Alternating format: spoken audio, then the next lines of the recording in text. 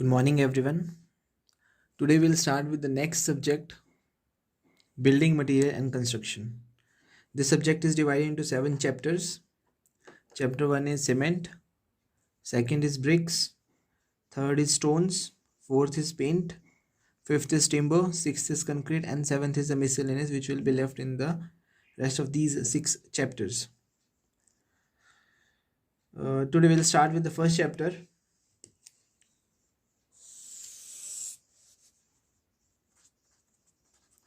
cement.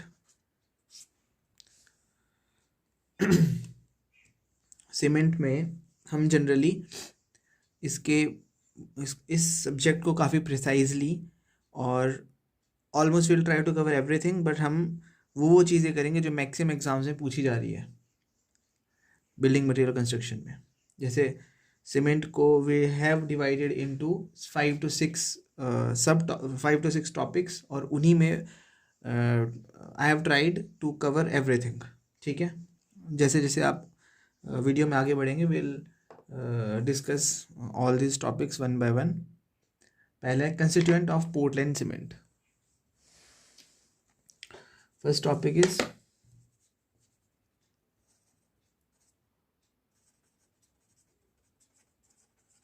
Constituent of Portland cement. अब constituent of Portland cement में इसका हमने रॉ मटेरियल बताना है. We have to discuss about the raw material, it's की कंपोजिशंस. जैसे हम इसका डिक्रीजिंग ऑर्डर में विल स्टार्ट इट्स कॉन्स्टिट्यूएंट्स. जैसे कि मैंने जो इसका रिमाइंड रखा है, इसके कंस्टिट्यूएंट्स वो रखा है एल, साई और मस्त से. ठीक है, एल मतलब lime, which is having the highest composition in cement. उसके बाद एस से सिलिका, उसका ए से एल्यूमिनियम ऑक्साइड या एल्यूमिना, आई से आयरन ऑक्साइड, एम से मैग्नीशिया. ठीक है, ए से एल्कली एंड एस से सल्फर ट्राइऑक्साइड. ए से एल्कली और एस से सल्फर ट्राइऑक्साइड. तो इनकी जनरल एवरेज परसेंटेज होती है. लाइम की मैक्सिमम है 63%, सिलिका की उससे कम है अप्रॉक्सीमेटली 20%, एल्यूमिना की और कम है अप्रॉक्सीमेटली 6%, आयरन ऑक्साइड की 3% है, मैग्नीशिया की ऑलमोस्ट 2% है, एल्कली की 1% है और सल्फर ट्राइऑक्साइड की 1.5% है. जनरली इन दोनों की अप्रॉक्सीमेटली 1% के आसपास होती है. ठीक है, और इसको शॉर्ट ट्रिक इसको लर्न रखने की वो रख लो, एल से रख लो. हिंदी में रखना है तो लहर, साई, मस्त, एक ही चीज़ है. एल साई मस्त या लहर साई मस्त, कुछ भी. ठीक है, इसके बाद will discuss the compositions, the oxides of these raw material of the cement, और उनके functions और उनका function और उनका अगर if they are in the excess amount तो हमारे सीमेंट को क्या प्रॉब्लम होती है उसे. फॉर एग्जांपल सबसे पहले will draw it in a tabular form. देखो, जैसे सबसे पहले हमारा हम इनके ऑक्साइड्स लेंगे. उसके बाद will take their composition in percentage, average composition, उनके फंक्शन, और if excess quantity, if they are present in excess quantity, if they are present in excess quantity तो क्या होगा. ठीक है, ये चीज़ें इन 7 कंस्टिट्यूएंट्स की हम डिस्कस करेंगे। सबसे पहले है लाइम। लाइम का ऑक्साइड होगा कैल्शियम ऑक्साइड। इसकी कंपोजिशन होती है 60 to 65% और एवरेज जो है वो है 63%। इसका फर्स्ट फंक्शन इज़, पहला इसका फंक्शन है, ये कंट्रोल करता है आपका स्ट्रेंथ और it also controls the soundness. Strength को तो समझाने की ज़रूरत नहीं है, साउंडनेस को समझाने की ज़रूरत है। साउंडनेस होता है जब आपका सीमेंट सेट हो जाता है, उसके बाद चेक करना उसकी वॉल्यूम चेंज कर रही है नहीं कर रही। अगर उसकी वॉल्यूम चेंज कर रही है after the setting of cement, then it shows that the cement is unsound. ठीक है, वो सीमेंट आपके लिए ठीक नहीं है कंस्ट्रक्शन के लिए। और अगर इसकी क्वांटिटी एक्सेस में है लाइम की, तो अनसाउंडनेस, सीमेंट में अनसाउंडनेस आ जाती है। और soundness test is also generally conducted to check the excess amount of lime in cement. हम आगे करेंगे साउंडनेस टेस्ट। दो तरह से होते हैं, ऑटोक्लेव टेस्ट और लीच एटलियर से। ठीक है, पर जनरली आपने ध्यान रखना है साउंडनेस टेस्ट हम करते हैं to identify the excess amount of lime in cement. ठीक है, और साउंडनेस जो है उसका मतलब होता है minimum volume change after it get hardened. ये आप लिख ही लो चाहे। साउंडनेस का मतलब होता है minimum volume change after it gets hardened. I hope it's visible to you. Minimum volume change after it get hardened. ये आपका फर्स्ट कंस्टिट्यूएंट। सेकंड है silica. Silica is as silica dioxide. Its oxide is as silica dioxide. इसकी composition होगी 18 से 25 या 17 से 25 और generally हम लेते हैं 20%। ठीक है, एक चीज़ लाइम में और ध्यान में रखने वाली है, ये तो है अगर लाइम ज़्यादा हो जाए, अगर लाइम कम होता है, इफ़ लाइम इज़ डेफिशिएंट, तो स्ट्रेंथ कम हो जाएगी और सेटिंग टाइम भी कम हो जाएगा। मतलब will will will in setting time कम होना मतलब सीमेंट काफ़ी लेट सेट होगा। ठीक है,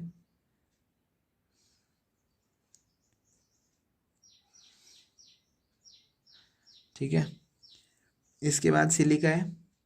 सिलिका का जो फंक्शन है, it also improves the strength. इसका एक ही फंक्शन है, it silica improves the strength.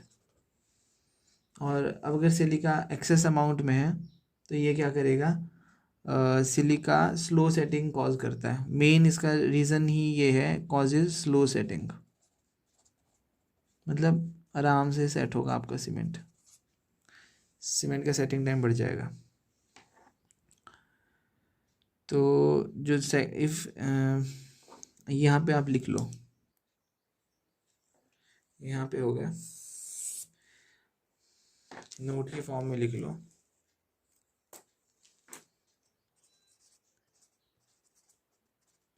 If lime is deficient, strength इसकी कम हो जाएगी। पहली बात,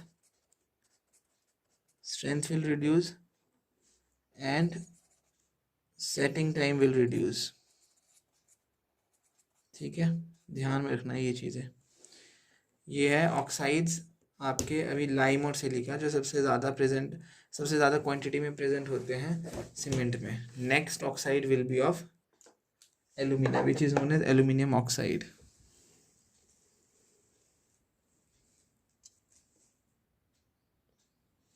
इसके बाद ऐसे ही आपके ऑक्साइड्स ले लो, इसकी कंपोजिशन ले लो, कंपोजिशन इन परसेंटेज और एवरेज कंपोजिशन और उसका फंक्शन, और if it is present in excess, if in excess, ठीक है, तो क्या होगा।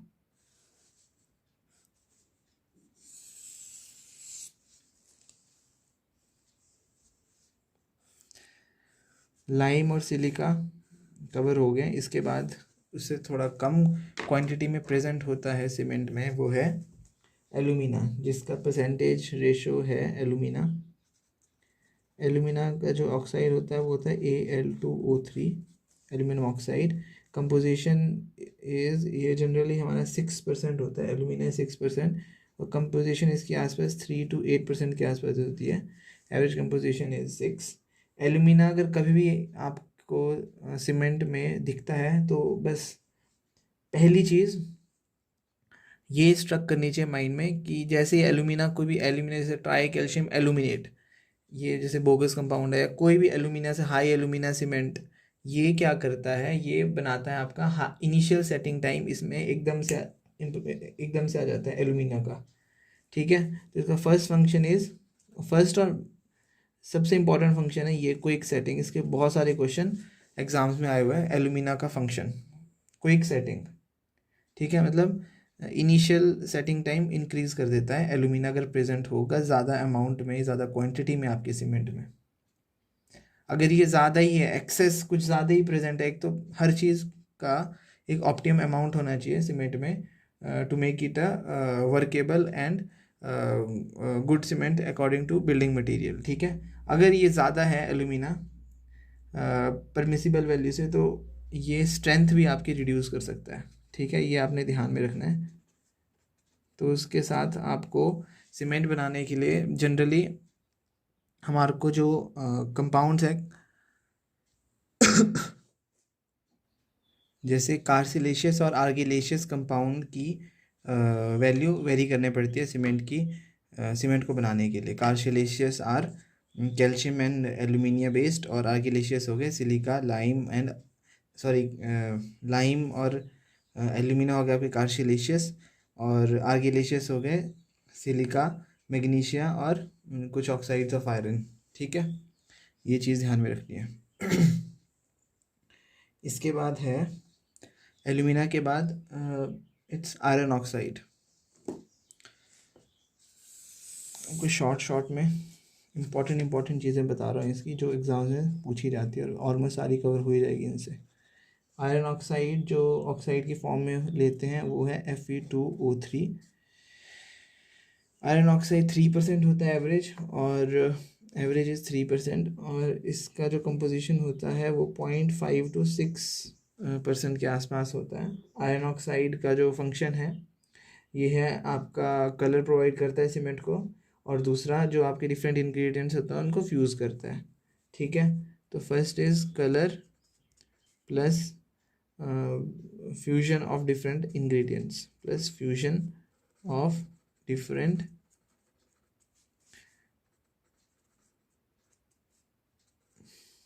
ingredients। और iron oxide also acts as flux, ये भी इसका एक फंक्शन है।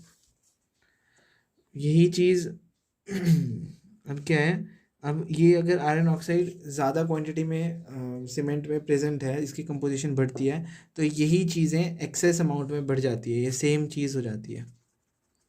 वो कलर ज़्यादा अपना जो ग्रे और हल्का सा ग्रीनिश कलर है वो ज़्यादा देना स्टार्ट कर देगा, पर वो ज़्यादा भी नहीं होना चाहिए, so that it will reduce the aesthetic appearance of the cement. ठीक है, इसलिए हर चीज़ की ऑप्टिमम वैल्यूज है। उसके बाद है आपका magnesia, for these are for the OPC ordinary Portland cement. Next oxide is magnesia. Iron oxide के बाद next oxide is magnesia, which is जिसका ऑक्साइड स्टेट MgO है।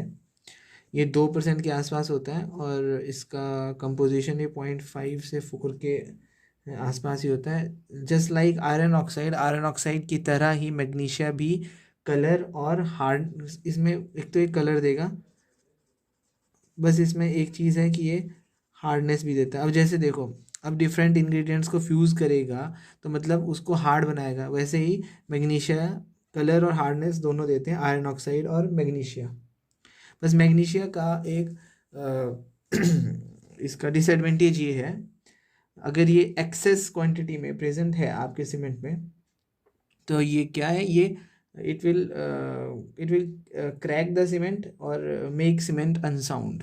ये आपके सीमेंट में क्रैकिंग प्रोवाइड कर देगा. क्रैक्स इन सीमेंट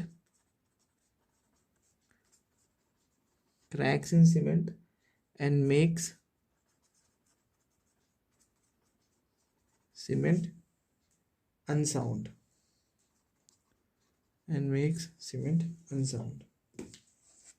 बस यही चीज़ें आपको रिमेंबर भी रखनी है. एग्ज़ाम्स में क्वेश्चंस इन्हीं छोटी छोटी चीज़ों को लेकर आएंगे. इसके आगे एक्स्ट्रा बहुत कुछ है, पर वो बताने की ज़रूरत नहीं है, ना वो लिखने की ज़रूरत है. फालतू में टाइम वेस्ट की बात है. ठीक है. इसके बाद है आपका एल्केली, जिसका ऑक्साइड स्टेट है Na2O प्लस वाटर. ठीक है. एल्कली और सल्फर ट्राइऑक्साइड ऑलमोस्ट 1% के आसपास होते हैं. 0.5 से 1% इसकी कंपोजिशन ले लो. एल्कली का क्या है? एल्कली वैसे जनरली हर बिल्डिंग मटेरियल, या ब्रिक्स ले लो आप, सीमेंट ले लो, कंक्रीट ले लो, ये सभी में प्रेजेंट होती ही होती है. ठीक है. तो हमारा ये काम होना चाहिए कि we should reduce the amount of alkali as much as we can, क्योंकि एल्कली जो है इसका main reason, if it is an excess it will cause efflorescence. एफ्लोरोसेंस,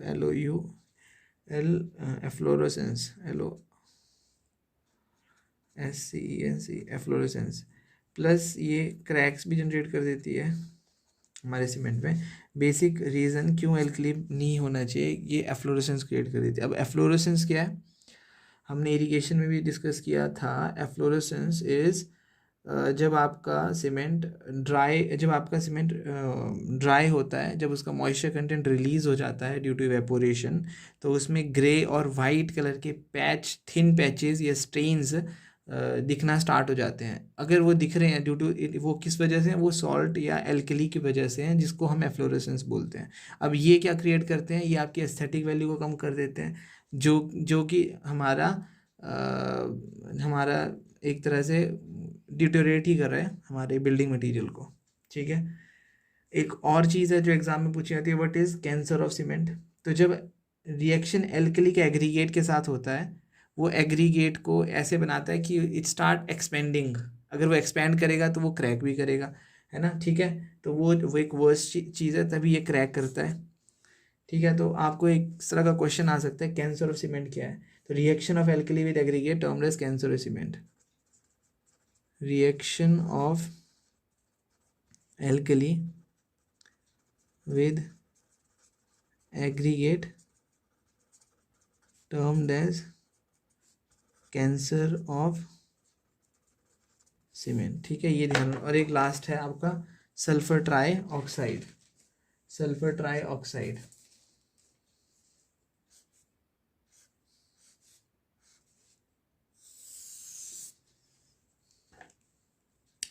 sulphur trioxide की एवरेज कंपोजिशन इज़ ऑलमोस्ट 1.5, और अब बोल सकते हो ये 1 से 2 के बीच में होता है. इसका कोई जनरल ऐसा फंक्शन हमारा यूज़ नहीं होता है सीमेंट में, पर अगर इसका एक्सेस क्वांटिटी में होगा तो ये आपका इट मेक्स सीमेंट अनसाउंड. ठीक है. ये ध्यान रखना है. ठीक है. अब देखो इसमें से हमने क्या कंक्लूड किया लास्ट में. आप इसका कंक्लूजन सा देख लो. जो भी आपके ऑक्साइड्स और कंपोजिशन है सीमेंट में, जो रॉ मटेरियल की ओपीसी में, उसमें सबसे पहली चीज़ आपका जो स्ट्रेंथ है सीमेंट को, वो कौन कौन से आपके रॉ मटेरियल स्ट्रेंथ देते हैं, कौन कौन से एलिमेंट देते हैं, कौन कौन से रॉ मटेरियल देता है आपको strength. First is lime and second is silica. Starting में हमने लिखा था ना, lime is responsible for strength, और साथ में वो स्ट्रेंथ के साथ साउंडनेस के लिए भी रिस्पॉन्सिबल था. और silica is also responsible. Silica is सिर्फ खाली स्ट्रेंथ के लिए रिस्पॉन्सिबल होता है. ठीक है. फिर स्ट्रेंथ के साथ quick setting time of cement के लिए कौन रिस्पॉन्सिबल होता है? सिर्फ एक है जो थर्ड, देखो सबसे पहले लाइम, सिलिका, फिर थर्ड पे है आपका एलुमिना, जो कि क्विक सेटिंग के लिए रिस्पॉन्सिबल है। उसके बाद काफ़ी बार पढ़ा है हमने, देखो मेक्स सीमेंट अनसाउंड, ठीक है, जैसे यहाँ पे पढ़ा है सल्फर ट्राईऑक्साइड में। इसके बाद भी हमने मैग्नीशियम में पढ़ा है, देखो इट अगर ज़्यादा क्वांटिटी में मेक्स सीमेंट अनसाउंड। और एक हमने सबसे पहले पढ़ा है function of lime is to it controls the strength, और ये क्या करता है, ये कंट्रोल करता है साउंडनेस। तीन चीज़ें, तीन आपके जो रॉ मटेरियल हैं, जैसे जो आपके साउंडनेस के लिए रिस्पॉन्सिबल है। प्राइमरी साउंडनेस आपको पता है, साउंडनेस होता है जब आपका सीमेंट सेट कर जाता है, उसके बाद आपकी वॉल्यूम में एक्सपेंशन हो रही है, तो इसका मतलब है सीमेंट आपका अनसाउंड है। तो सीमेंट शुड बी साउंड, ठीक है। कौन कौन से तीन चीज़ें हैं जो आपकी साउंडनेस के लिए रिस्पॉन्सिबल है? First is lime, second is magnesia, and third is sulphur, SuLPH। ये तीनों चीज़ें आपकी साउंडनेस के लिए रिस्पॉन्सिबल है। इसके बाद है initial setting time. Initial setting time मतलब एक तरह से हमारे को रिटार्डर ही चाहिए। इनिशियल सेटिंग टाइम IST से डिनोट कर रहा हूँ मैं इनिशियल सेटिंग टाइम को, ठीक है। इनिशियल सेटिंग टाइम में देखो, इनिशियल सेटिंग टाइम में रिटार्डर कौन सा होता है आपका? अगर हमारा जिप्सम ज़्यादा है, इनिशियल सेटिंग टाइम आपका बढ़ रहा है, setting time, initial setting time बढ़ रहा है। मतलब एक तो पहला जिप्सम आपका इनिशियल सेटिंग टाइम बढ़ाता है। एक और है, वैसे दो और है, एक सिलिका है। अगर सिलिका एक्सेस में है तो इट रिड्यूसेस सेटिंग टाइम, मतलब इनिशियल सेटिंग टाइम बढ़ा रहा है सिलिका। वैसे और साथ में if lime is in very less amount, lime बहुत कम है, डेफिशिएंट ऑफ लाइम है, तो वो आपका आपका सेटिंग टाइम डिक्रीज कर रहा है, मतलब इनिशियल सेटिंग टाइम बढ़ा रहा है। अब इसके बाद है hardness, last is hardness. Hardness किसकी वजह से हो रही है? हार्डनेस देखो, सिर्फ आयरन ऑक्साइड था जो कि आपका कलर प्लस वो आपका फ्लक्स जनरेट करता है इंग्रेडिएंट्स के बीच, फ्यूजन जनरेट करता है, फ्लक्स नहीं, फ्यूजन जनरेट करता है, फ्यूजन ऑफ डिफरेंट इंग्रेडिएंट्स, मतलब वो हार्डनेस और कलर दोनों के लिए रिस्पॉन्सिबल है। वैसे ही आपका मैग्नीशिया है, वो हार्डनेस और कलर दोनों के लिए रिस्पॉन्सिबल है। तो मतलब इसमें हार्डनेस में आपका आ जाएगा आयरन ऑक्साइड Fe2O3 और आपका मैग्नीशिया, आयरन ऑक्साइड और मैग्नीशिया। ये इसका मतलब यहाँ से देख लो, रख लो आप, बहुत इंपॉर्टेंट है, वेरी वेरी इंपॉर्टेंट। क्वेश्चन आने की काफ़ी ज़्यादा प्रोबेबिलिटी है, इधर से ही क्वेश्चन आ जाए, ठीक है। इसके बाद ये बहुत इंपॉर्टेंट है।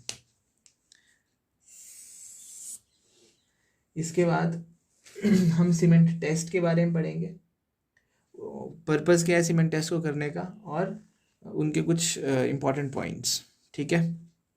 Next topic is cement testing.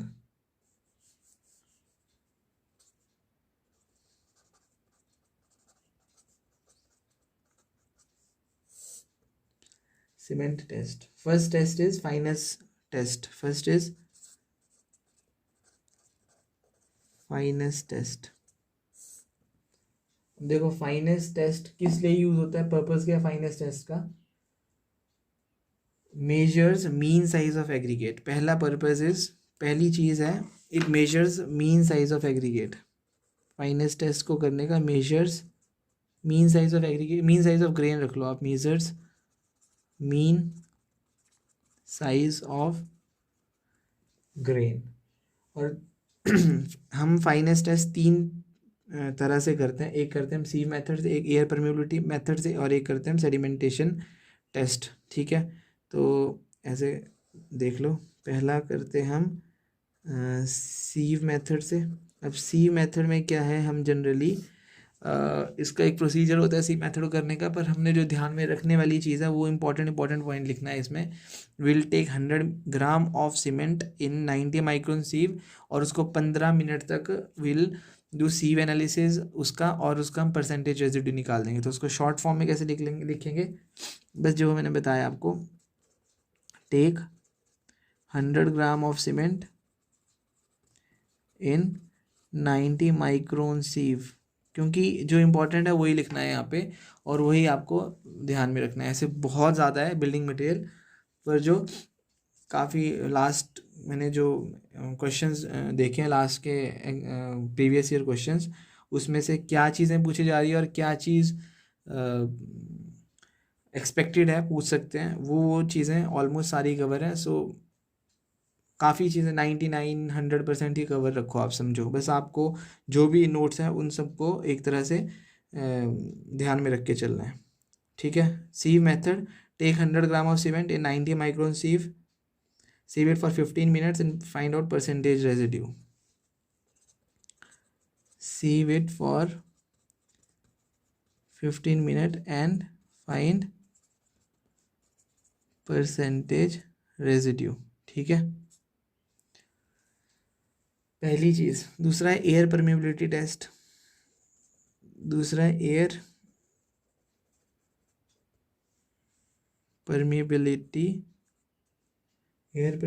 Method.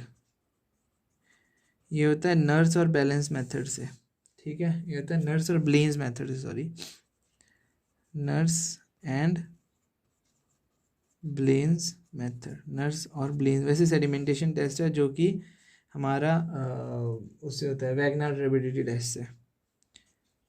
वैसे ही लास्ट है इसका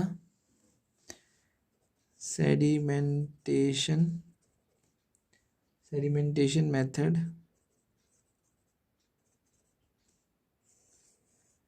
जो कि वैगनर टर्बिडिटी टेस्ट से होता है, वैगनर टर्बिडिटी टेस्ट से होता है। ये आपका फाइनेस ऑफ सीमेंट और के टेस्ट इंपॉर्टेंट पॉइंट्स, और किस लिए करते हैं, to measure the mean size of the grain. Fineness test के बाद है आपका इसमें ये ध्यान रखना 90 माइक्रोन सीव यूज़ होती है। फाइनेस टेस्ट के बाद है consistency test.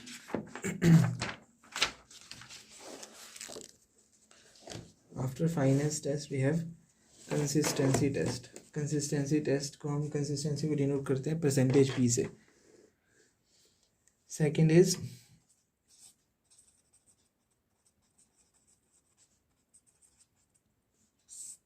Consistency test denoted by, इसको हम कंसिस्टेंसी बोलते हैं। कंसिस्टेंसी टेस्ट करने का पर्पस क्या है, to find the quantity of water to form a paste of normal consistency. बोलने का मतलब ये है, कंसिस्टेंसी टेस्ट हम जनरली सेटिंग टाइम से पहले करते हैं। जैसे मैं सेटिंग टाइम में वी शुड नो कि हमारा कितना water is required to complete the heat of hydration of cement, तो वो वाटर हमारे को कंसिस्टेंसी से मिलेगा। तभी इसको बोलते हैं it is use to find the quantity of water to form a paste of normal consistency. Consistency test क्यों करते हैं, what is the purpose of doing consistency test, to find the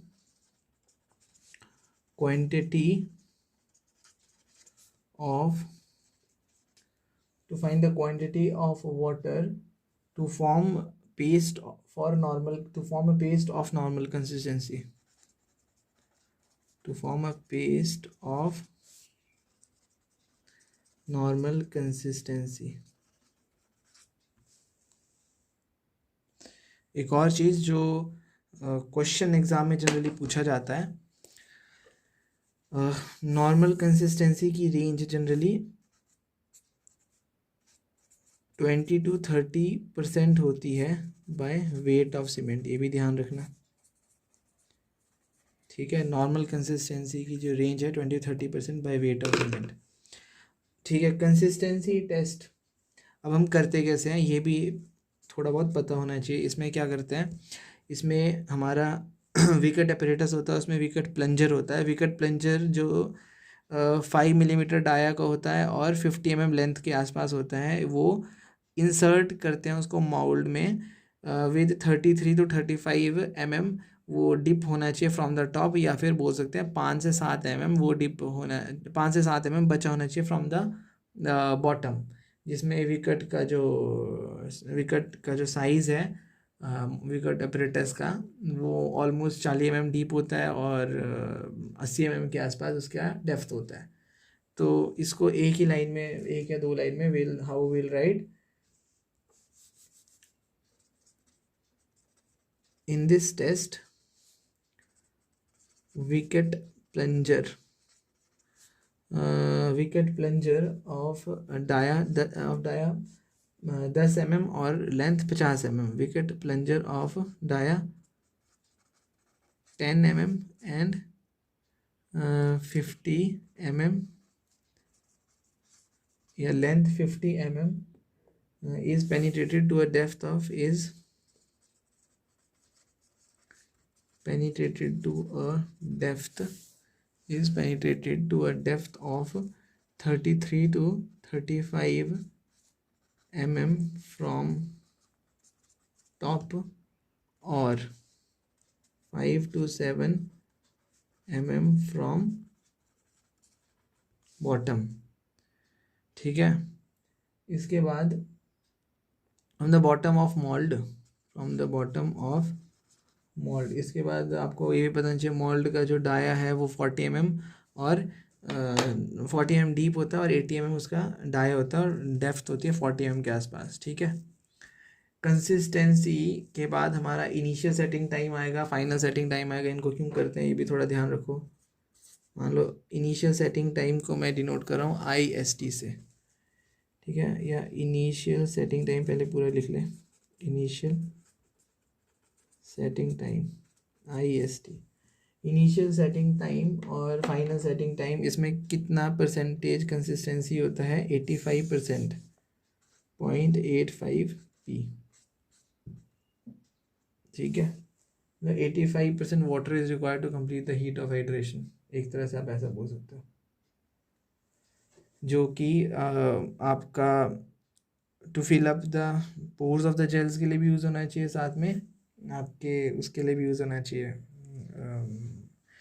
heat of hydration के लिए, chemical reaction के लिए। इसकी initial setting time क्या है? इसका पर्पस है to get IST initial setting time ही। और इसका जो ध्यान में जो चीज़ पता होनी चाहिए आपको, सपोज OPC के लिए, फॉर OPC आपका इनिशियल सेटिंग टाइम कितना होता है?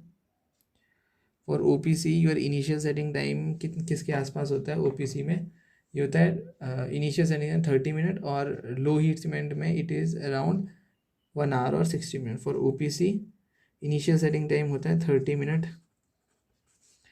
और for low heat cement 1 hour और 60 मिनट के आसपास होता है। इसमें जो हम विकेट अपरेटस का जो स्क्वायर नीडल है वो 1 millimetre size by 1 millimetre size use करते हैं।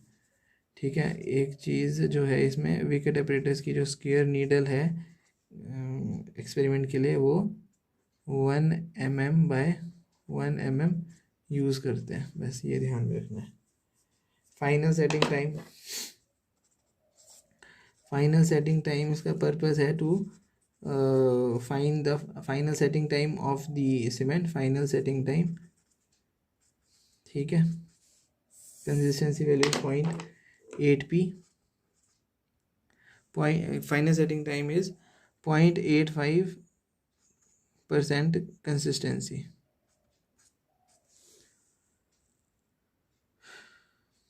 अब जो फाइनल सेटिंग टाइम OPC की 10 घंटे से कम नहीं होनी चाहिए। ठीक है, और इसमें जो जैसे इसमें स्क्वायर नीडल होती है, इसमें आपका जो विकेट अपरेटस का जो एक तरह से आप बोल सकते हो प्लंजर है, वो 5 mm डाया का यूज़ होना चाहिए। फॉर OPC वैसे तो generally initial setting time, final setting time, high alumina का भी पता होना आएगा आगे, जो कि इनिशियल 3 से 3.5 से 4 होता है, 5 से 5.5 इसका फाइनल सेटिंग टाइम होता है। ठीक है, वो हम धीरे धीरे करेंगे सारी चीज़ें। For OPC it should not be greater then it should not be less then 10 घंटे से कम नहीं होना चाहिए इसका फाइनल सेटिंग टाइम। और इसमें जो हम यूज़ करते हैं वो करते हैं विकेट अपरेटस का जो प्लंजर है वो आसपास 5 mm डाया का होना चाहिए फाइनल सेटिंग टाइम के लिए, ठीक है। उसके बाद जो आपका नेक्स्ट टेस्ट ऑफ सीमेंट आता है, सीमेंट टेस्ट आता है, वो है साउंडनेस। साउंडनेस मैंने बता दिया होता क्या है जनरली, साउंडनेस टेस्ट, ठीक है। साउंडनेस टेस्ट में जो वाटर की अवेलेबिलिटी होती है वो होती है 0.78% कंसिस्टेंसी, 0.78% कंसिस्टेंसी। और साउंडनेस हमारा किया क्यों जाता है, क्योंकि बस ये वही है टू चेक द या to identify the volume change after the setting of cement, इसलिए किया जाता है to identify the volumes to identify the volume, है ना ये, to identify the volume change after आपकी after the setting of cement, to identify the volume change after हाँ setting of cement, identify the volume change after setting of cement. इसके बाद जो soundness के test हैं, 2 टेस्ट होते हैं soundness के, एक ली चैटलियर्स टेस्ट, एक ऑटोक्लेव टेस्ट, ठीक है, वो ध्यान में रखना है। साउंडनेस के 2 टेस्ट हैं जो ध्यान में रखना है। First is Le Chatelier test, ये किसके लिए होता है, फॉर फ्री लाइन। इसमें जो एक्सपेंशन की वैल्यू है, should not be greater than 10 mm, it is for free line, ठीक है। ये आपको पूछ सकता है ली चैटलियर्स किस लिए होता है और ऑटोक्लेव टेस्ट किस लिए होता है, और दोनों वैसे साउंडनेस के लिए होते हैं, पर जो डिटेल में देखें तो ये फ्री लाइन प्लस मैग्नीशिया के लिए भी होता है, for free lime plus magnesia. इसमें जो एक्सपेंशन है, it should not be greater than 10 mm, और इसका जो एक्सपेंशन है it should not be greater than 0.8%, ठीक है। इसके बाद साउंडनेस हो गया। Next test of cement is compressive strength test. Next test of cement is compressive strength test. Compressive strength test. Next test of cement is compressive strength test, जो कि P/4+3% से denoted है। इसमें जो P/4+3 है ये वाटर परसेंटेज है, ठीक है। जो वाटर है it is equals to P/4+3, water की वैल्यू है ये। वाटर इज इक्वल्स टू कितना वाटर लेते हैं हम, P/4+3 परसेंटेज ऑफ किसकी, combined mass of cement and sand की, ठीक है। और जिसमें P जो है वो होता है हमारा कंसिस्टेंसी ऑफ सीमेंट, जो हमने कंसिस्टेंसी टेस्ट में जो वैल्यू निकाली होती है। अब इससे भी क्वेश्चन आते हैं। पहले इसका पर्पस क्या है, compressive strength is use to check the this test is used to check the compressive strength, to check the compressive strength, ठीक है। ऐसा मत वहाँ पे क्वेश्चन एक ऐसा भी आया है to check the compressive strength कि ब्रीकर टेस्ट, हम ब्रीकर टेस्ट ही बोलते हैं कंप्रेसिव स्ट्रेंथ टेस्ट को। Briquette test is use to measure compressive strength, tensile strength, तो भाई इसका कंप्रेसिव स्ट्रेंथ होगा, ब्रीकर टेस्ट भी बोलते हैं इसको। अगर मैं is also known as briquette test, BRIQUET, briquette test. और ये कंप्रेसिव स्ट्रेंथ को कैलकुलेट करने के लिए यूज़ होता है, ठीक है। और दूसरी चीज़, अब इसमें जो हम क्यूब बनाते हैं सीमेंट का, वो होता है cube of 50 centimetre square surface area का। कितने सेंटीमीटर स्क्वायर सरफेस एरिया का, 50। तो क्वेश्चन क्या आता है, क्वेश्चन आता है what is the side of the cube which is use to test the compressive strength of the cement. तो ए जो हो जाएगा, अब आपको पता है सरफेस एरिया ऑफ क्यूब क्या होता है, साइड का स्क्वायर। तो मतलब ए अगर आपका साइड है तो ये हो जाएगा square root of 50 centimetre, which will equal to 7.05 के आसपास सेंटीमीटर, ठीक है। ये इसका उसका करेक्ट ऑप्शन होगा, करेक्ट आंसर होगा। और जो इसमें रेशो लेते हैं, रेशो किसकी, सीमेंट इज टू सैंड की, ratio of cement is to sand is equals to 1:3 होती है। Ratio of cement is to sand is equals to 1:3। और जो क्यूब है हम मिनिमम कम से कम 3 क्यूब्स लेंगे, और टेम्परेचर 27 ± 2 डिग्री सेल्सियस है। मिनिमम 3 क्यूब्स इन 27 ± 2 डिग्री सेल्सियस में लेंगे। और एक और क्वेश्चन आता है, एजर्शन रीजन में आया हुआ है कई बार, जो बोलता है कि जो क्यूब जो हम बनाते हैं, कंस्ट्रक्शन ऑफ क्यूब या कास्टिंग ऑफ क्यूब, वो होती है 2 लेयर में बाय लीक प्रूफ मेथड। ठीक है, कास्टिंग आप ऐसे लिखोगे इसको, casting of cube in 2 layers by leak proof method. ठीक है, इस तरह का क्वेश्चन आता है, आपने बताना है ये सही है कि नहीं है। बिल्कुल सही है, कास्टिंग जो है क्यूब की वो 2 लेयर में होती है बाय लीक प्रूफ मेथड से। ठीक है, जिसने टेस्ट किया वो तो इजीली कर लेगा, पर एक थोड़ी गलत चीज़ है, कंप्रेसिव स्ट्रेंथ, ब्रीकर टेस्ट जो है वो टेंसाइल स्ट्रेंथ को बोलते हैं, कंप्रेसिव स्ट्रेंथ को नहीं बोलते हैं। ठीक है, ठीक है, ब्रीकर टेस्ट जो है हमारा वो टेंसाइल स्ट्रेंथ को बोलते हैं, कंप्रेसिव स्ट्रेंथ को नहीं बोलते हैं। ब्रीकर टेस्ट दूसरा नाम है टेंसाइल स्ट्रेंथ टेस्ट का। Next test is tensile, next test is tensile strength test. ठीक है, टेंसाइल स्ट्रेंथ टेस्ट और briquette test. Tensile strength test को ही हम ब्रिकेट टेस्ट बोलते हैं। इसमें जो वाटर की वैल्यू है, वाटर इज इक्वल्स टू, उसमें था P/4 + 3% of combined mass in sand, combined mass of cement and sand. ठीक है, इसमें जो वाटर की वैल्यू है वो है P/5 + 2.5%। फिर P इज कंसिस्टेंसी, पता है ना ये। This is briquette test is use to get tensile strength of cement, और जैसे उसमें मिनिमम 3 क्यूब्स लेते हैं, इसमें आप मिनिमम 6 ब्रिकेट लेते हो और टेस्टिंग। और ओपीसी के लिए जो इम्पोर्टेंट चीज़ है, ओपीसी के लिए इसमें 2 होती है, एक 3 डे स्ट्रेंथ होती है और एक 7 डे स्ट्रेंथ होती है। 3 डेज की it should not be less then 2 megapascal. ठीक है, tensile strength should not be less then 2 megapascal, और 7 डेज की it should not be less then 2.5 megapascal. It should not be less then 2.5 megapascal. इसके बाद आपका next test जो कि काफ़ी इंपॉर्टेंट टेस्ट है, वो है heat of hydration test. Next test is heat of hydration test. Heat of hydration test भी it is used to get tensile strength of concrete. ये भी टेंसाइल स्ट्रेंथ के लिए यूज़ होता है। हीट ऑफ हाइड्रेशन टेस्ट हमारा calorimeter method से होता है।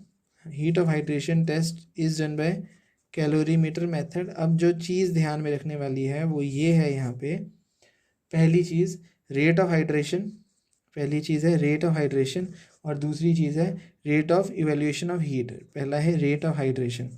अब इसमें इसको जो ध्यान में रखने का है वो एक ट्रिक है जो मैंने किया। जैसे पहले मैं आपको बता दूं, सबसे ज़्यादा रेट ऑफ हाइड्रेशन किसका होता है, टेट्रा कैल्शियम एल्यूमिनोफेरेट का। उसके बाद 4,3 उसके बाद होता है ट्राई कैल्शियम एल्यूमिनेट का, फिर ट्राई कैल्शियम सिलिकेट का, फिर 4,3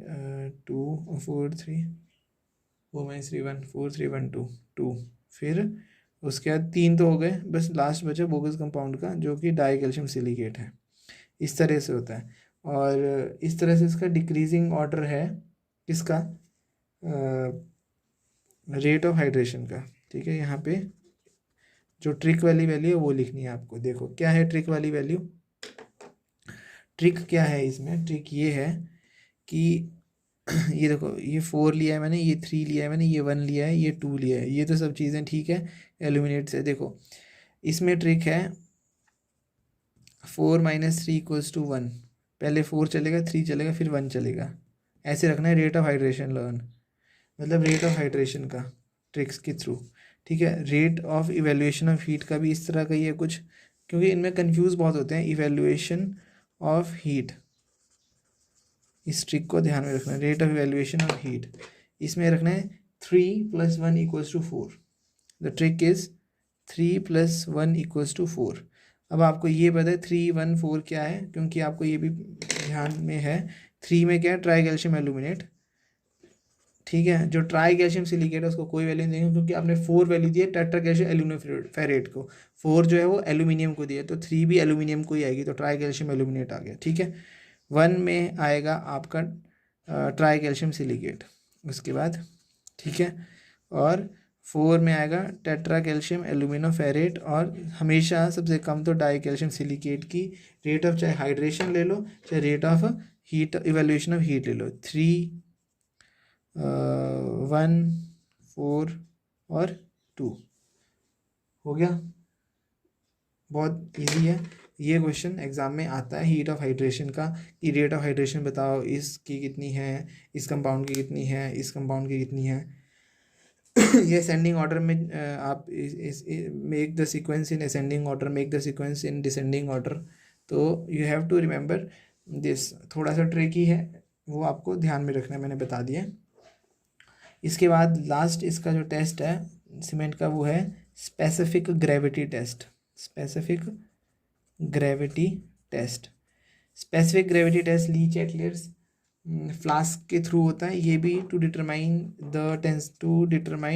टेंसाइल स्ट्रेंथ के लिए यूज़ होता है। टू डिटरमाइन टेंसाइल स्ट्रेंथ पहली चीज़, इसका पर्पस है टू डिटरमाइन टेंसाइल स्ट्रेंथ, और ये किससे होता है, ली चैटलियर्स फ्लास्क से होता है। क्वेश्चन ये आता है, और आपको ये पता होना चाहिए ली चैटलियर्स फ्लास्क से होता है स्पेसिफिक ग्रेविटी का टेस्ट, क्वेश्चन आता है।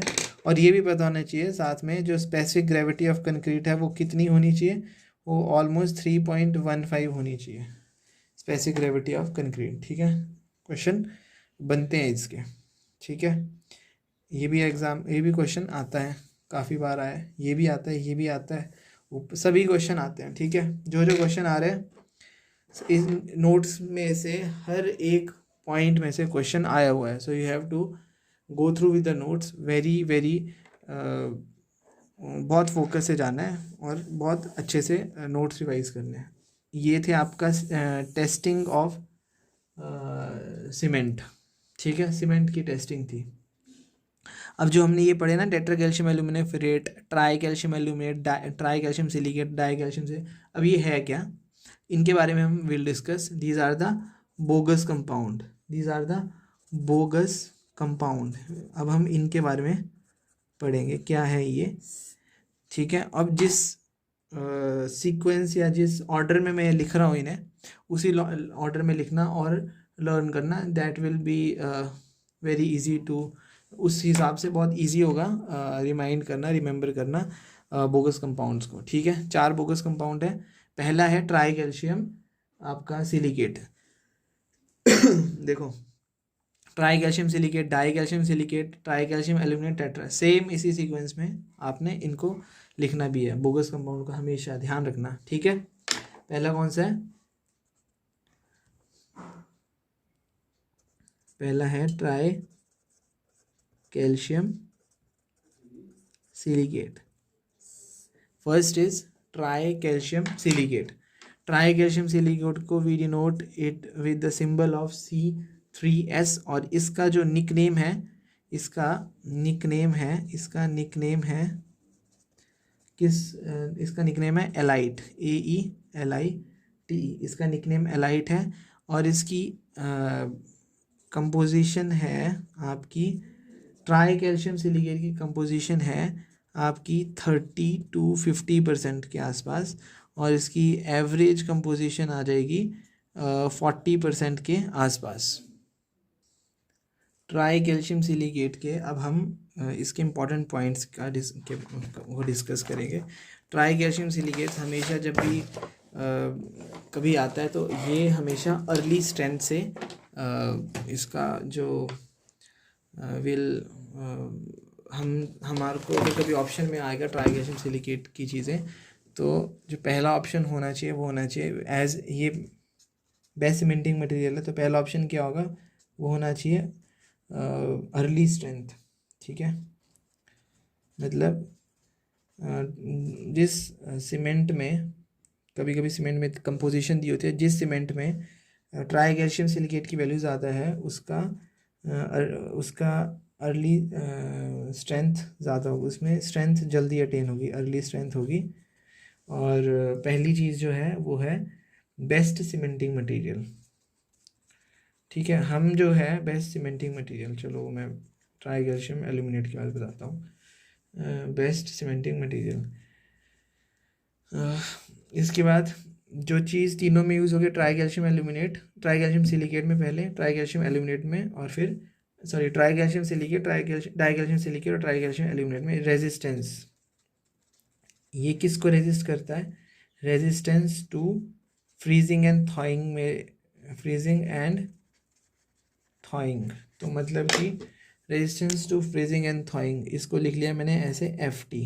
हमेशा ध्यान रखना, tri calcium tri calcium aluminate sorry silicate as FT, di calcium as क्या था, डाई कैल्शियम एज आपका chemical attack CA, and tri calcium aluminate as sulphate attack मतलब SA। FT CA और SA, इस तरह से ध्यान रखना है इनको। ठीक है, ये वाला इंपॉर्टेंट है बहुत पॉइंट। और ये किस कहाँ यूज़ होता है, यूज़ जो होता है ये होता है आपका रोड वर्क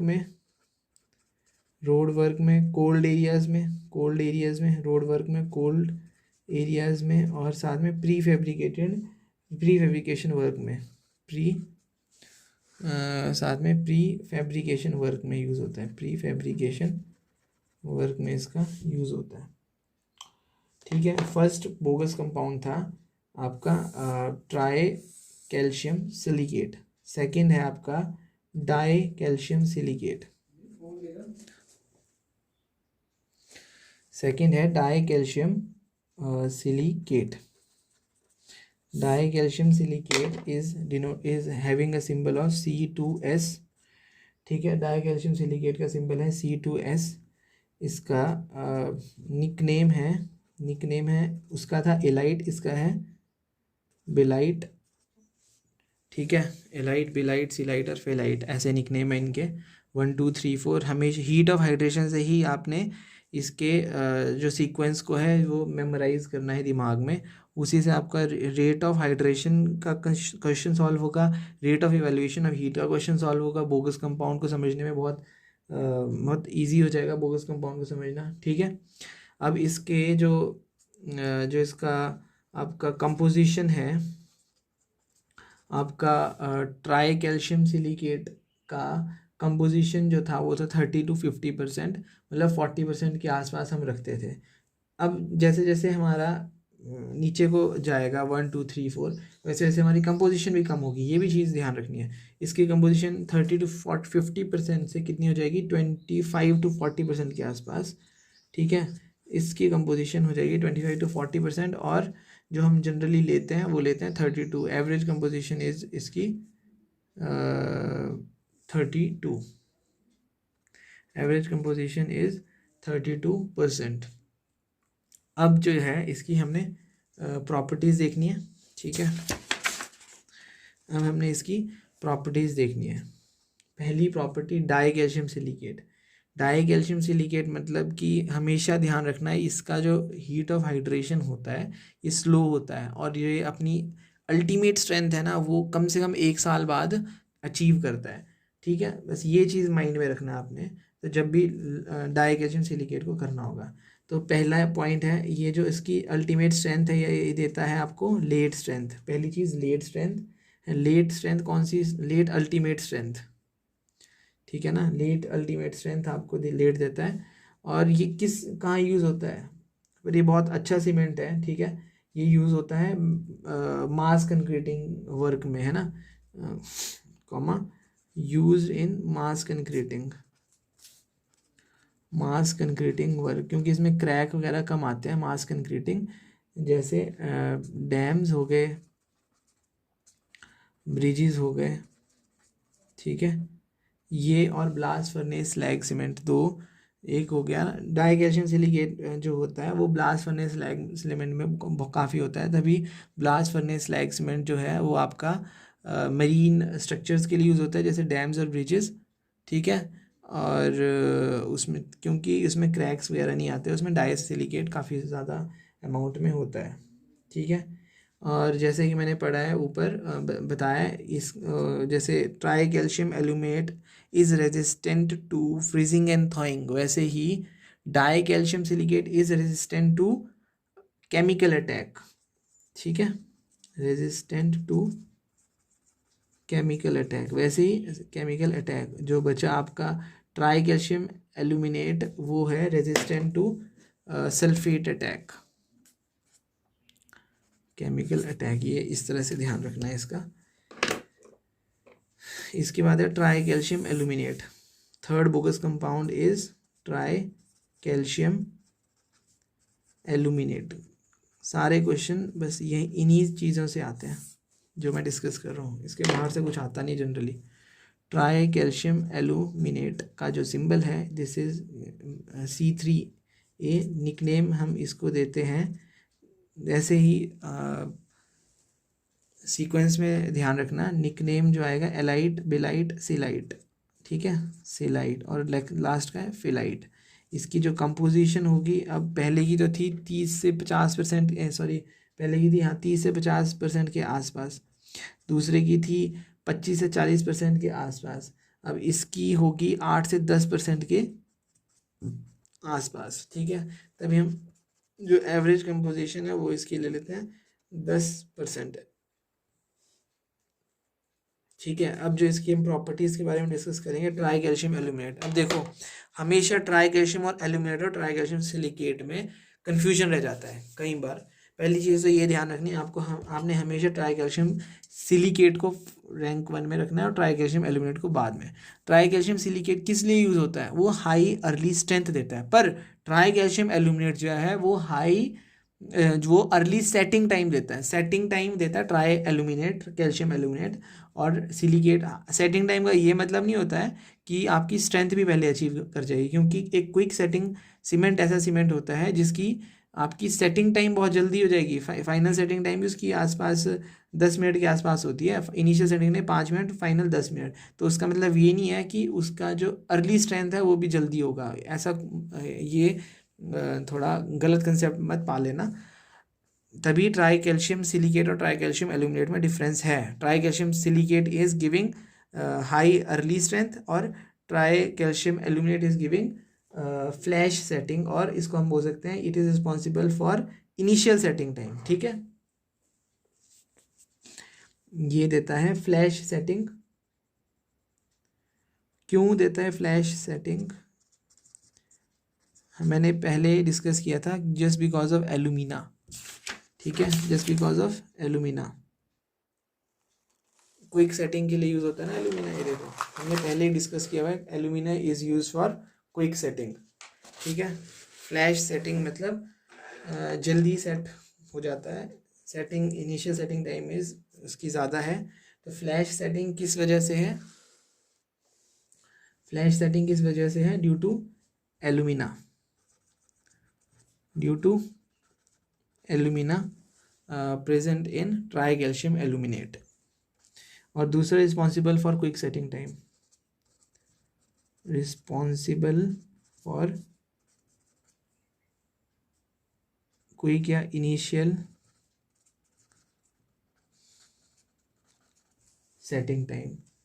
और ये रेजिस्टेंट किससे है, केमिकल अटैक, ये है सल्फेट अटैक से, ये रेजिस्ट करता है सल्फेट अटैक को, resistant to sulphate attack, resistant to sulphate attack, ठीक है। 3 आपके बोगस कंपाउंड कवर हो गए। अब जो बचा, जो कि जनरली कुछ खास इंपॉर्टेंस का होता नहीं है, जो कि है ट्राई टेट्रा कैल्शियम एल्यूमिनोफेरेट, जिसका रैंक भी 4 रखते हैं हम लास्ट में, ठीक है। Tetra calcium, tetra calcium tetra calcium alumino ferrite, alumino ferrite, ठीक है।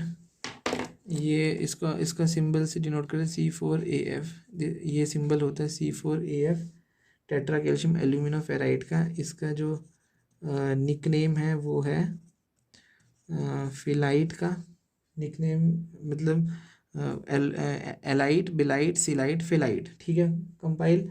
अब उसके बाद कंपोजिशन देख लो, अब और कम हो जाएगी, 8 से 12% से ये कंपोजिशन कम होके 6 से 10% हो गई। 6 से 10% मतलब इसका जो एवरेज कंपोजिशन है वो आसपास 8% के आसपास होगा, ठीक है। अब इसकी प्रॉपर्टीज़ में क्या आते हैं, सबसे पहली प्रॉपर्टी जो कि अच्छी नहीं है, it is the poorest cementing material, it is the poorest cementing material. Tetra calcium alumino ferrite का किसी ज़्यादा यूज़फुल नहीं होता है ये। एक चीज़ होता है इसमें, एक चीज़ जो काम की बोल सकते हो आप, ये इसमें ना इनिशियल सेटिंग टाइम होता है, मतलब एक फ्लैश सेटिंग होती है with less heat of hydration, ये अच्छी चीज़ होती है इसमें, है ना। तो इसको लिखेंगे हम responsible for flash setting, responsible for flash setting but generates less heat, responsible for flash set but generates less heat, ठीक है। ये आपके हैं बोगस कंपाउंड। अब इसके बाद जो नेक्स्ट टॉपिक है, will discuss field test for cement. Field test for cement,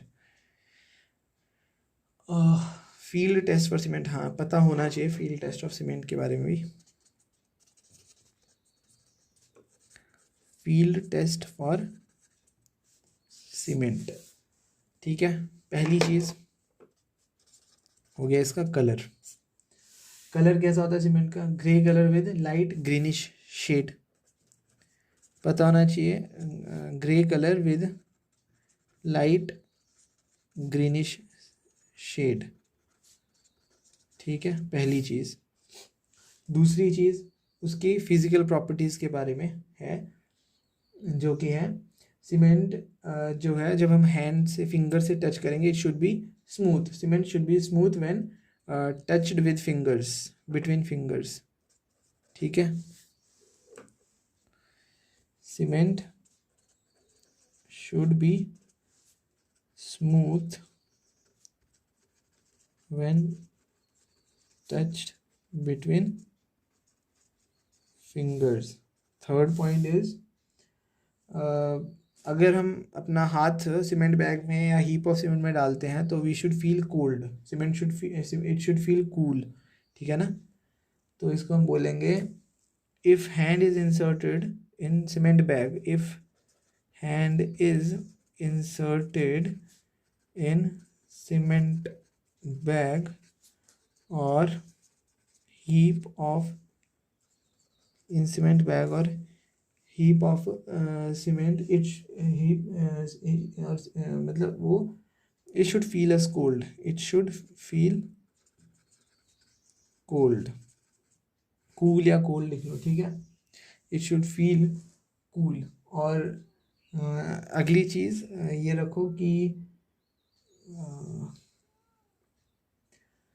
cement when thrown in bucket of water, वो फ्लोट नहीं करना चाहिए, वो सिंक कर देना चाहिए, ठीक है, क्योंकि उसकी स्पेसिफिक ग्रेविटी 3.15 के आसपास होती है। Cement when thrown in bucket of water it should sink, comma shouldn't float, float नहीं करना चाहिए, वो शुड नॉट फ्लोट, ठीक है। इसका लास्ट लम्प्स नहीं होने चाहिए सीमेंट के, सीधी बात। Cement should be free from lumps, cement should be free from lumps, ठीक है। इसके बाद हम एक और चीज़ है, will discuss the difference between the flash set and false set. एक टर्म है फ्लैश सेट और फॉल सेट, तो आपको वो पता होना चाहिए थोड़ा बहुत। फ्लैश सेट क्या होता है, फ्लैश सेट और फॉल्स सेट। अब क्या है ये चीज़, फ्लैश सेट और फॉल्स सेट। देखो, फ्लैश सेट और फॉल सेट दोनों ही चीज़ें rapid development of permanent rigidity है along with high heat of evolution. उसमें क्या है, इसमें क्या है, rapid development of permanent rigidity along with high, इसमें हीट ऑफ इवोल्यूशन नहीं है, ये सिर्फ रैपिड डेवलपमेंट ऑफ रिजिडिटी करता है, ठीक है। रैपिड डेवलपमेंट ऑफ रिजिडिटी है इसमें फॉल्स सेट में, इसमें रैपिड डेवलपमेंट ऑफ रिजिडिटी है, दोनों में परमानेंट है, पर इसमें along with heat evolution of heat है, इसमें with no appreciable evolution of heat है, ठीक है। और इसका रीज़न किस वजह से होता है, ये होता है ट्राई कैल्शियम एल्यूमिनेट की वजह से, और इसमें जिप्सम बहुत कम होता है। ये किस वजह से होता है, ये होता है फॉल सेट किस वजह से होता है, ये होता है intergrinding of hot clinkers, intergrinding to hot clinker, और जब जिप्सम डिहाइड्रेट होके जिप्सम हेमीहाइड्रेट में बन जाता है। दोनों ही प्रेजेंस ऑफ एल्कलीज होती है दोनों में, फॉल सेट में भी और फ्लैश सेट में भी, ठीक है। ये पता होना चाहिए डिफरेंस दोनों के बारे में। पहला तो है रैपिड डेवलपमेंट ऑफ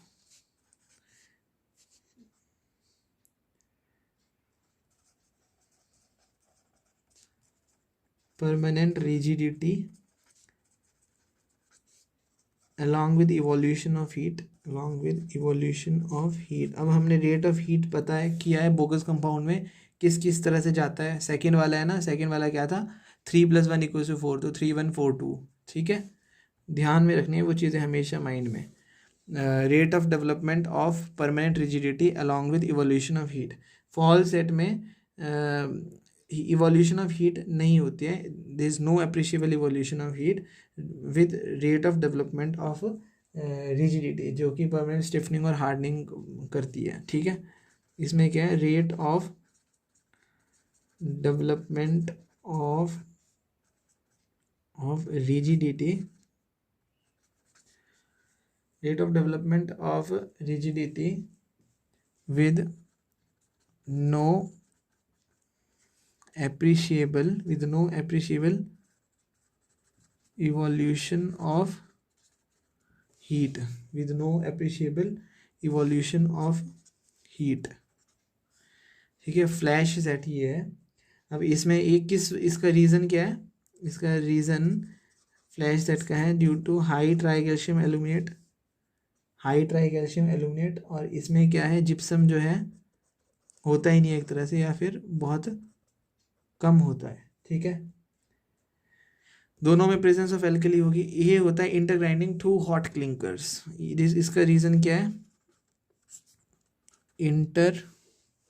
ठीक है, इंटर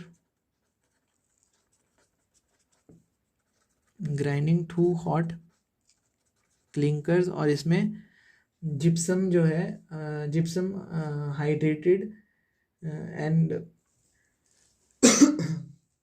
इसमें हाइड्रेटेड जिप्सम से हम जिप्सम हेमीहाइड्रेट बनाते हैं, ठीक है। दोनों में प्रेजेंस ऑफ एल्कली है, बस ये ध्यान में रखना है फ्लैश सेट और फॉल्स सेट के बारे में। उसके बाद एक और चीज़ जो हमने कंसिस्टेंसी में की है, मतलब एक तरह से नोट लिख लो आप, हमारे को कितना % वाटर चाहिए होता है हीट ऑफ हाइड्रेशन के लिए। हमारे को total 42% of water is required for complete heat of hydration, 42% water is required for complete heat of hydration, जिसमें कि है ना, जिसमें कि 23 से 25% हमारा केमिकल रिएक्शंस के लिए यूज़ हो जाता है ना, जिसमें कि 25% किस लिए है, केमिकल रिएक्शंस के लिए है, और बचा 17% वो filling up of gel pores के लिए है। ठीक है, वो जेल पोर्स के लिए है। इसका भी क्वेश्चन बनता है। ठीक है, इसके बाद है हमारे type of cement, last topic, type of cement और उनके कुछ important points. Last topic is type of cement. Generally 11 type का सीमेंट वील डिस्कस। ठीक है, काफ़ी इम्पॉर्टेंट है और काफ़ी ज़्यादा इम्पॉर्टेंट है, काफ़ी ज़्यादा क्वेश्चंस बनते हैं टाइप ऑफ सीमेंट से भी। ठीक है, टाइप ऑफ सीमेंट में सबसे पहले विल डिस्कस पहला number rapid hardening of cement का। Rapid hardening cement, rapid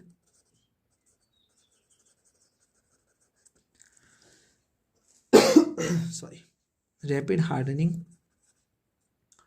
cement, RHC। Rapid hardening cement मतलब एकदम से हार्ड हो जाएगा, अर्ली स्ट्रेंथ हो जाएगी, है ना। इसमें क्या है, अगर अर्ली स्ट्रेंथ होगी, स्ट्रेंथ के लिए कौन सा बोगस कंपाउंड रिस्पॉन्सिबल है, पहला बोगस कंपाउंड रिस्पॉन्सिबल है। सेटिंग टाइम के लिए कौन सा बोगस कंपाउंड रिस्पॉन्सिबल है, तीसरा बोगस कंपाउंड रिस्पॉन्सिबल। पहला कौन सा, ट्राइकैल्शियम सिलिकेट, मैंने पहले ही पढ़ाया था, tricalcium silicate is responsible for early strength. ठीक है, हमेशा ध्यान रखनी है ये चीज़ें। देखो, best cementing material early strength, this is tricalcium silicate. तो ये चीज़ें माइंड में रहनी चाहिए। Rapid hardening cement gives early strength, gives early strength. दूसरा इसका पॉइंट बोलता है अर्ली स्ट्रेंथ दे रहा है, क्यों देगा, क्योंकि इसमें ट्राई कैल्शियम सिलिकेट काफ़ी ज़्यादा होगा, और ये ऑलमोस्ट 50% इसमें ट्राई कैल्शियम सिलिकेट होता है। ट्राई कैल्शियम सिलिकेट काफ़ी ज़्यादा होता है, ऑलमोस्ट 50%। अब ट्राई कैल्शियम सिलिकेट ज़्यादा है, अर्ली स्ट्रेंथ दे रहा है, मतलब कि जो चीज़, जो बोगस कंपाउंड लेट स्ट्रेंथ देता है, लेट अल्टीमेट स्ट्रेंथ देता है, वो कम होगी, डाई कैल्शियम सिलिकेट इसमें कम होगा। ठीक है, अब ये यूज़ कहाँ होगा, जहाँ पे हमारा जो लोड लग जाते हैं, जल्दी लग जाते हैं, लोड जल्दी लग जाते हैं, मतलब बोलने का ये मतलब है जहाँ पे अर्ली डेवलपमेंट ऑफ स्ट्रेंथ चाहिए होती है। ठीक है, और लोड अप्लाइड जो होते हैं वो जल्दी लग जाते हैं या शॉर्ट टाइम में लग जाते हैं। Used where early development of strength is required, early development of strength is required, early development of strength is required. किस स्ट्रक्चर में अर्ली डेवलपमेंट स्ट्रेंथ चाहिए होती है,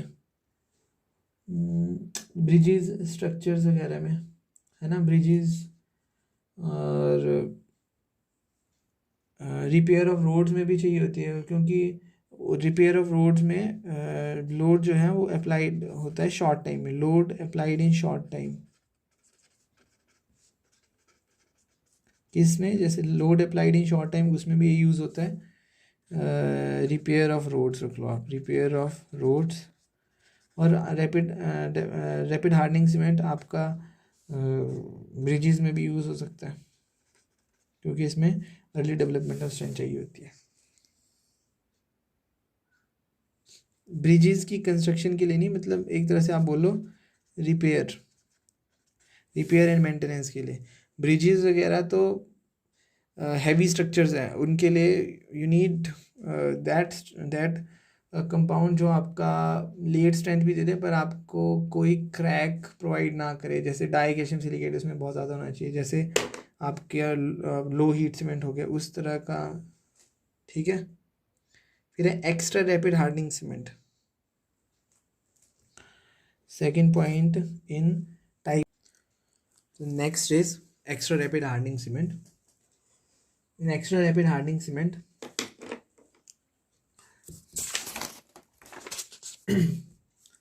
it is same as that of rapid hardening. The only rapid hardening cement, the only thing which is added is 2% calcium chloride, which is accelerated. That's why it is extra rapid hardening cement. और इसमें जो है maximum 20 minute लगते हैं किस process के लिए, mixing के लिए प्लस ट्रांसपोर्टेशन के लिए, ठीक है, प्लस प्लेसमेंट कंपैक्शन से लेके फिनिशिंग तक, प्लेसमेंट कंपैक्शन से फिनिशिंग तक, ठीक है। और ये वाला सीमेंट जो स्पेशल पर्पसेस के लिए यूज़ होता है कोल्ड वेदरिंग के केसेस में, कोल्ड वेदरिंग जहाँ होती है उन वहाँ पे कंस्ट्रक्शन के लिए extra rapid hardening cement use किया जाता है, जहाँ पे टेम्परेचर भी ऑलमोस्ट इक्विवेलेंट हो और या फिर साइज +-2 डिग्री सेल्सियस के आसपास हो। एक्स्ट्रा रैपिड हार्डनिंग सीमेंट हम you can not use it in pre stress concrete, ये चीज़ ध्यान में रखने वाली है। Extra rapid hardening cement can not be use in pre stress concrete, ये था एक्स्ट्रा रैपिड हार्डनिंग सीमेंट। इसके बाद है नेक्स्ट टाइप ऑफ सीमेंट जिसको हम बोलेंगे सल्फेट रेजिस्टिंग सीमेंट, काफ़ी इंपॉर्टेंट सीमेंट है भी, sulphate resisting cement. Sulphate resisting किस बोगस कंपाउंड में था, सल्फेट रेजिस्टिंग जो था वो सल्फेट रेजिस्टिंग सीमेंट, देखो सल्फेट रेजिस्टिंग सीमेंट में हमारा पहली चीज़ ट्राई कैल्शियम एल्यूमिनेट बहुत कम होता है, इसमें जो चीज़ें ज़्यादा होती है ये almost it is less than 5%, 5% से कम होता है। इसमें ट्राई कैल्शियम सिलिकेट और डाई कैल्शियम सिलिकेट, ये दोनों अप्रॉक्सीमेटली 40% होते हैं। तो कभी भी सल्फेट रेजिस्टिंग सीमेंट आएगा तो इसमें अप्रॉक्सीमेटली जो ट्राई कैल्शियम सिलिकेट और डाई कैल्शियम सिलिकेट है ये 40% है। और सल्फेट रेजिस्टिंग सीमेंट यूज़ कहाँ होता है, जो कि काफ़ी क्वेश्चंस आते हैं एग्जाम में इसके, it is use in canal lining, canal lining में ये यूज़ होता है। बाकी सी वाटर में भी यूज़ होता है क्योंकि it is use to resist the sulphate attack of the sulphur particles, sulphur का अटैक जिससे कि हमारा सीमेंट में क्रैक्स वगैरह जनरेट होते हैं, उनको रेजिस्ट करने के लिए ये वाला सीमेंट यूज़ होता है। Sea water, culvert, marine system सब जगह ये यूज़ होता है sulphate resisting cement, culvert etcetera, ठीक है। और एक है इसके बाद है फिर super sulphated cement, super sulphated cement. अब देखो सुपर सल्फेटेड सीमेंट में ट्राई कैल्शियम एल्यूमिनेट कम होगा but it should not be less than 3.5%, ये भी ध्यान रखना है। और इसमें टेम्परेचर 40 डिग्री सेल्सियस से ज़्यादा नहीं होना चाहिए। सुपर सल्फेटेड सीमेंट का एक चीज़ ध्यान रखना है जो काफ़ी इंपॉर्टेंट है, एग्जाम में क्वेश्चन आता है, shouldn't be use with any admixture. Super sulphated cement किसी एडमिक्सचर के साथ हम यूज़ नहीं करते हैं, ठीक है। इसके बाद जो सबसे इम्पॉर्टेंट सीमेंट है इन सब में, जिसको मैंने पहले भी आपसे डिस्कस किया है, जो है high alumina cement. High alumina cement मतलब आपने ध्यान रखना है initial setting time, higher initial setting time, ठीक है। अब इसमें पहली चीज़ क्या रखनी है, जो इनिशियल सेटिंग टाइम है वो इसमें 3.5 to 4 आवर या 3 to 3.5 आवर के आसपास, 3 to 3.5 आवर या 3.5 to 4 आवर के आसपास होता है। Final setting time 5 to 5.5 hours, दोनों बहुत आसपास, दोनों बहुत क्लोज गैप है दोनों के बीच, इनिशियल सेटिंग टाइम और final setting time of cement के बीच। और ये बनता कैसे, ये क्वेश्चन भी बहुत इंपॉर्टेंट है। Made with fusion of lime and bauxite, fusion of lime और bauxite, lime plus bauxite, made with fusion of lime plus bauxite. ये जो है, अब जैसे कि हाई एल्यूमिना सीमेंट है, ठीक है, ये रेजिस्ट करता है एसिड अटैक या सल्फेट अटैक को, तो it is use for refractory, जो आपके कंक्रीट है उनमें यूज़ होता है। It is use for refractory concrete और in industries for precast work, ठीक है। ये high alumina cement is extremely resistant to fire, extremely resistant to fire, sea water, ठीक है, sulphur attack etcetera, sulphur attack etcetera, ठीक है। उसके बाद है आपका लो हीट सीमेंट, काफ़ी इंपॉर्टेंट सीमेंट है। लो हीट सीमेंट, लो हीट सीमेंट ये मास कंक्रीटिंग वर्क के लिए यूज़ होता है।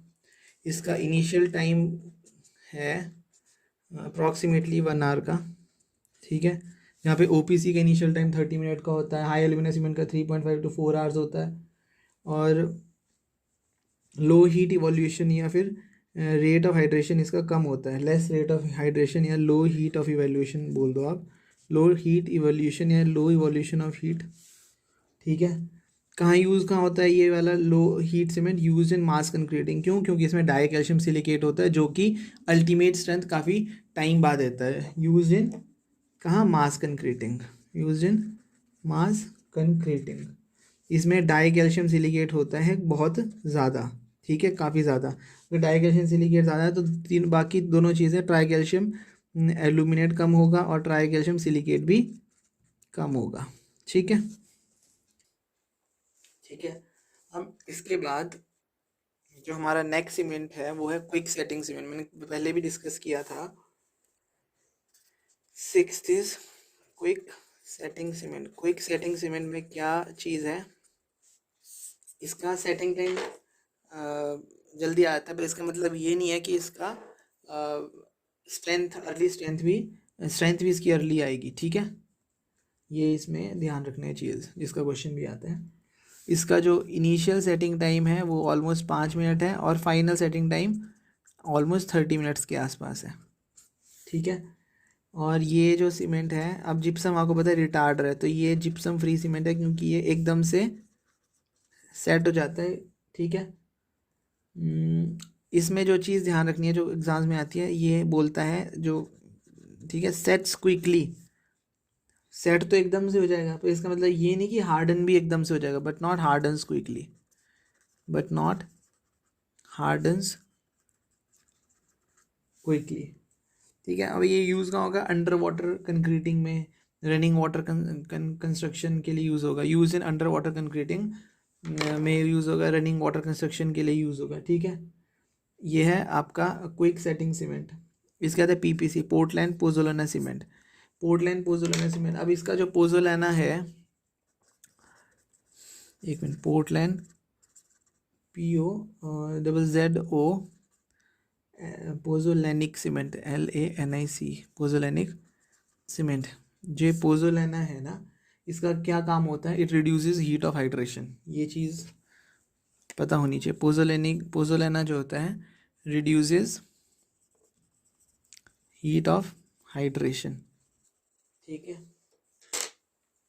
और जैसे कि it is made of pozzolanic material like, ये चीज़ ध्यान रखना, made of pozzolanic material like fly ash, rice etcetera, fly ash, rice husk, और भी होता है पोजोलेनिक मटेरियल, सुर्खी एक्सेट्रा, ठीक है।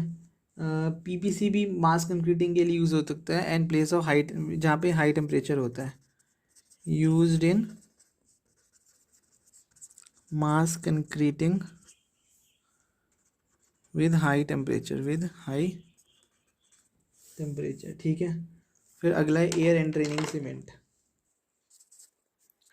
Air and training cement, air and training cement, air and training cement. Air and training cement बनते हैं made with, जो एयर एंड ट्रेनिंग एजेंट होते हैं ना, ऑयल हो गया, वुड रेजिन्स हो गया, न्यूट्रल विंसल रेजिन हो गया, इनसे बने, इन एयर एंड ट्रेनिंग एजेंट से बने होते हैं। Made with air and training agents like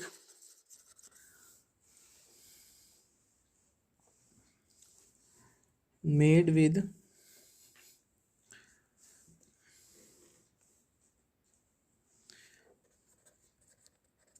air and training agent like vinsol resin oil etcetera, ठीक है, पहला पॉइंट।